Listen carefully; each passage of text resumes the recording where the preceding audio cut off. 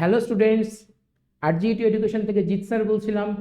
আজকে তোমাদের যে ভিডিওটা আমরা দেখাবো সেটি হচ্ছে আমরা ম্যাথমেটিক্যাল প্লটিং লাইব্রেরির মাধ্যমে কিছু অ্যানিমেশন করা যায় বিভিন্ন, সেই ভিডিওগুলো দেখাবো।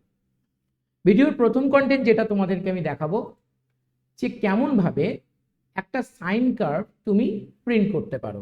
ওকে, আমাদের অলরেডি ফাইলটা করা আছে, আমরা ওপেন করে নিচ্ছি আমাদের ডেস্কটপে। তো এখানে দেখো, আমরা তার জন্য প্রথমে যে প্যাকেজটা নিয়েছি from matplotlib import pyplot as plt।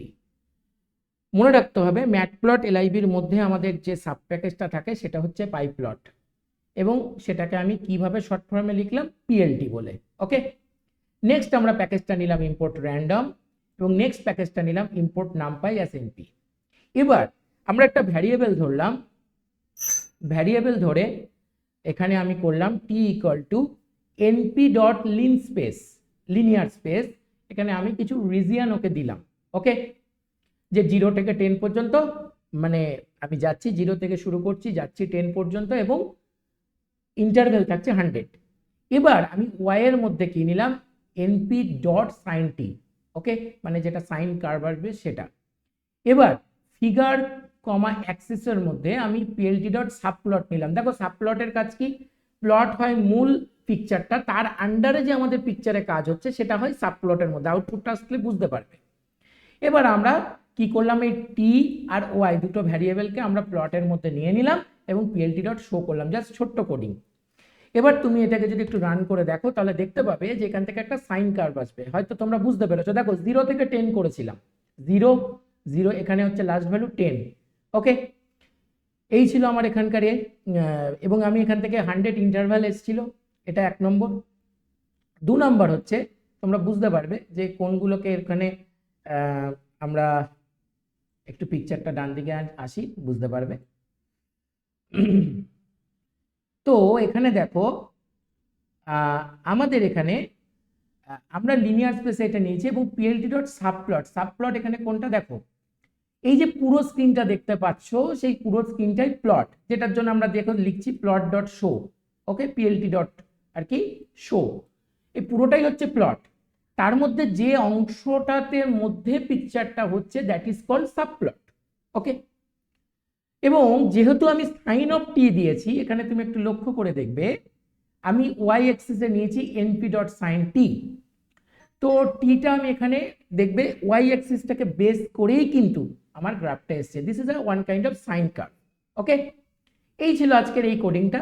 দ্বিতীয় যেটা তোমাদের কোডিংয়ে যাব সেটা হচ্ছে, এবার আমরা একটু অ্যানিমেশনে আসছি, অ্যানিমেটিং টুলস।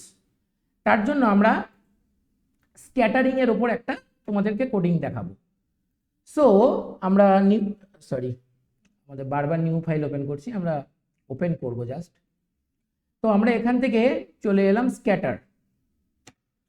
দেখো স্ক্যাটারিং এ এখানে আমি একই প্যাকেজ নিয়েছি, এখানে আমি এক্স আর ওয়াইটাকে একটা অ্যারে পাস করেছি, একটা আই নিয়েছি, রেঞ্জ দিয়েছি 1000 পর্যন্ত। বাই ডিফল্ট ওটা স্টার্টিং 0 থেকেই শুরু হয়ে যাবে। ওকে, এবং এখানে আমি অ্যাপেন্ড করেছি র্যান্ডম ডট র্যান্ড ইন্ড 0 থেকে 100। তার মানে এক্স এর ভ্যালুটা কি নেবে, 0 থেকে 100 এর মধ্যে যে কোনো সংখ্যা র্যান্ডমলি নেবে, এবং সেটা অবশ্যই কি হবে, ইন্টিজার টাইপ হবে, যেহেতু র্যান্ড ইন্ড বলেছি। এবং সেখানে এক্স ওয়াই কে আমি অ্যাপেন্ড করেছি, মানে এখান থেকে যে ভ্যালুটা নেবে সেটা এক্স এর মধ্যে অ্যাপেন্ড করবে, মানে যুক্ত করবে।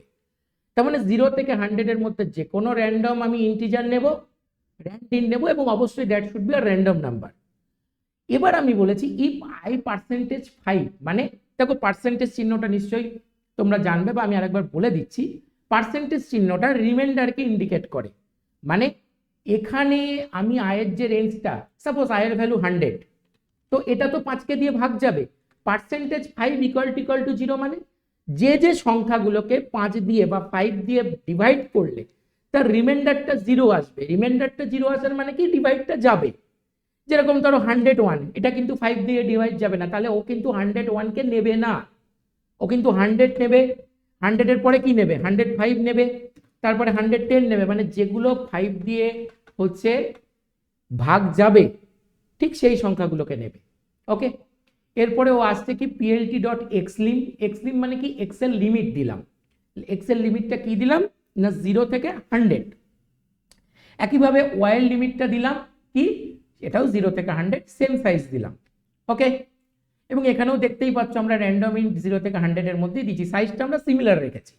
এবার পিএলটি ডট স্ক্যাটার করলাম, স্ক্যাটারের আউটপুট কিরকম আসে তোমরা দেখতে পাবে। এবং এখানে দেখো আমি এক্স ওয়াই দুটো ভ্যারিয়েবলকে নিলাম এবং কালার দিলাম কি গ্রিন। আলফা হচ্ছে জাস্ট সেটা কতটা দেখতে হয়ে হবে। আমি পজটা বোঝানোর আগে তোমাদেরকে আউটপুটটা দেখাই। দেখবে ফ্রেন্ডস কত সুন্দরভাবে এখানে একটা স্ক্যাটারিং ক্রিয়েট হচ্ছে, দেখতে পাচ্ছ কালার গ্রিন। এবং দেখো এটা অনেক ফাস্ট কাজ করছে, ঠিক আছে। এবং এইভাবেও স্ক্যাটারিং হতেই থাকবে হতেই থাকবে। স্ক্যাটারিং মানে ডেটা সেটগুলো ছড়িয়ে ছিটিয়ে থাকা, স্ক্যাটার করে থাকা। এবারে দেখো আমি যদি এখান থেকে কোনোভাবে তোমাদেরকে একটা দারুণ জিনিস দেখাচ্ছি, তোমাদের বুঝতে আরো সুবিধা হবে যে পজের কাজটা কি। ধরো আমি এখানে পজে আমি এখানে আরেকটু পজটাকে বাড়িয়ে দিলাম। ওকে, 0001 করে দিলাম, একটু বাড়িয়ে দিলাম। এবং ধরো এখানে গ্রিনের জায়গায় আমি করে দিলাম রেড। এখানে ধরো আমি আলফার ভ্যালুটা করে দিলাম 0.5 এর থেকে 0.9। ওকে, দেখো এবার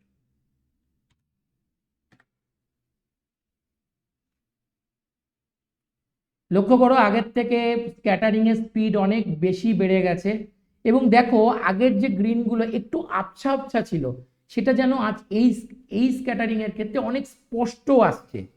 তার মানে আলফা যত বাড়বে তত কি হবে, পিকচারটা ক্লিয়ার দেখতে লাগবে।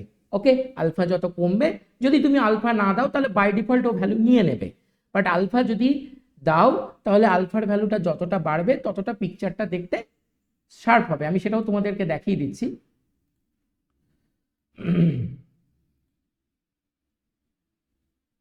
আসলে এটা একটা রানিং উইন্ডোর মধ্যে থাকছে তো এই জন্য এটা ক্লোজ হতে একটা সমস্যা হয়।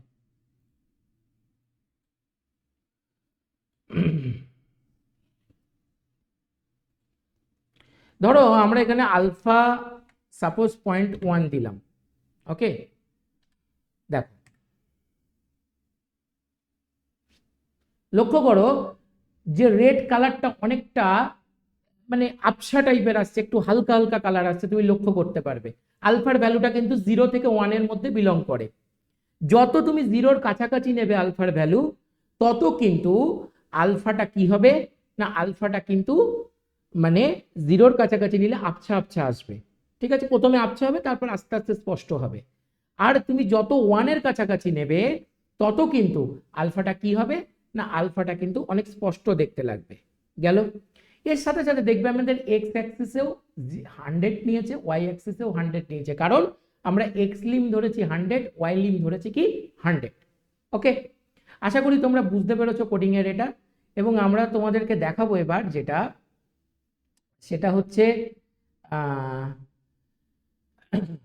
সেটা হচ্ছে আমরা ওপেন করছি, এরপরে আমরা দেখাবো একটা লাইনের ক্রাফট দেখাবো এবং সেটা হচ্ছে আমাদের অ্যানিমেটেড প্লটিং। অ্যানিমেটেড প্লটিং কি, দেখো একই স্ক্যাটারের মতোই, জাস্ট দেখো সেম টু সেম। এক্স এর একটা অ্যারে পাস করেছি, ওয়াই এর একটা অ্যারে পাস করেছি। এখানে আই এর রেঞ্জটা 1000 এর জায়গায় একটু কম নিয়েছি 100। অ্যাপেন্ড করেছি, বাট অ্যাপেন্ডের আমি বেশি কিছু লিখিনি, র্যান্ডম, আমি বাই ডিফল্ট আই লিখেছি। এবং আমি এক্স লিমিট একইভাবে 100 দিয়ে চেকেছি। শুধু এখানে চেঞ্জ যেটা হয়েছে সেটা হচ্ছে দেখো পিএলটি ডট আগের কোডিংটা কি ছিল, স্ক্যাটার ছিল, এখানে আমি কি লিখেছি প্লট। এই প্লটটা লেখার ফলে এটা না একটা স্ট্রেট লাইন আকারে তোমার দেবে, বাট অ্যানিমেটেড ভাবে, মানে সেটা কিন্তু একটা মুভমেন্ট হবে। ওকে, চলো আমরা এই প্রোগ্রামিংটা রান করে দেখি। দেখো এখানে একটা স্ট্রেট লাইন তোমার মুভমেন্টে আসছে। ওকে, একই কোডিং আগেরটার মতোই, শুধু এখানে স্ক্যাটারের জায়গায় আমরা কি লিখলাম, স্ক্যাটারের জায়গায় জাস্ট কি লিখলাম প্লট। যখনই তুমি পিএলটি ডট প্লট লিখছো তখন কিন্তু স্ট্রেট লাইন আকারে দিচ্ছে, বাকি পুরো কোডিংটাই সেম টু সেম। এবং মাথায় রাখবে ম্যাটপ্লট এলআইবি থেকেই কিন্তু পাইপ্লট সাব প্যাকেজটা বেরোয়, যেটাকে আমরা শর্ট ফর্মে বললাম পিএলটি। যেহেতু র্যান্ডম নাম্বার নিচ্ছে এখানে, যদিও বা এই কোডিংটার মধ্যে কোনো র্যান্ডম নিচ্ছি না, তোমরা এখান থেকে র্যান্ডম প্যাকেজটা বাদ দিয়ে দিতে পারো, প্রয়োজন নেই।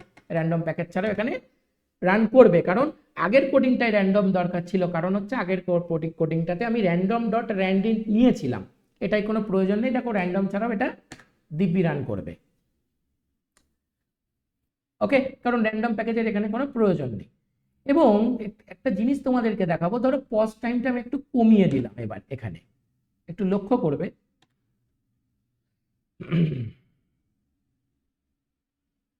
লক্ষ্য করে দেখো পিকচারটার মোটামুটি একটু স্পিড বেড়েছে, কারণ এটা তো একটা ফ্র্যাকশনে চেঞ্জ হচ্ছে, বোঝাটা খুব মুশকিল। বাট পজ টাইমের মানে হচ্ছে তুমি তোমার পিকচারটাকে কতটা পজ করাতে চাইছো। যত বেশি পজ করাবে তত পিকচারটা স্লো হবে, যত কম পজ করাবে তত পিকচারটা ফাস্ট হবে। এবং এখানে কালার তুমি গ্রিনের জায়গায় রেড বা অন্যান্য কালারও কিন্তু ব্যবহার করতে পারো। আচ্ছা, কেউ যদি কোনো কারণে আলফা না লেখো, তাহলে আমি কি বললাম, আলফার ভ্যালুটা কত থেকে কতর মধ্যে থাকে, 0 থেকে 1-এর মধ্যে। বাট যদি কেউ আলফার ভ্যালু না রেখো, তাহলে কিন্তু বাই ডিফল্ট ওরা সিস্টেম থেকে একটা ভ্যালু নিয়ে নেবে। ওকে, তো যাই হোক আমি সেখানে আলফাটা রাখলাম 0.5। ওকে, এই ছিল আজকে তোমাদের কোডিং। যদি তোমাদের ভালো লাগে প্রোগ্রামিংটা, এখানে বেশ 2 থেকে 3টে ভালো স্ট্যান্ডার্ড কোডিং দেখানো হলো। যদি কোডিংটা তোমাদের ভালো লেগে থাকে তাহলে অবশ্যই তোমরা কমেন্টে জানিও। যদি কোনো কনফিউশন থেকে থাকে সেটাও আমাদের অবশ্যই বলো। চ্যানেলটা লাইক, শেয়ার, সাবস্ক্রাইব করো এবং আমাদেরকে ইন্সপিরেশন দিও যেন এইভাবে তোমাদের জন্য আরও কিছু ভিডিও আমি দিতে পারি। আজকের মতো ভিডিওটা এখানেই সমাপ্ত করলাম। সবাই ভালো থেকো, শুভরাত্রি।